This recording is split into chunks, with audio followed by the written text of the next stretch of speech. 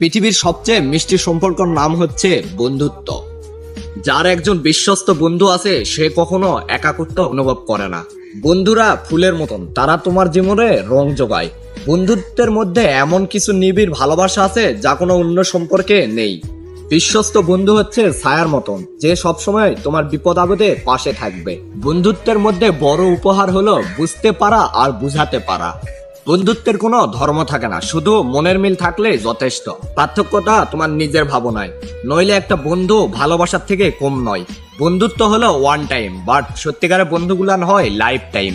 বন্ধুর বন্ধুত্বে কোনো নিয়ম নেই, আর এটা শেখানোর জন্য কোনো স্কুল নেই।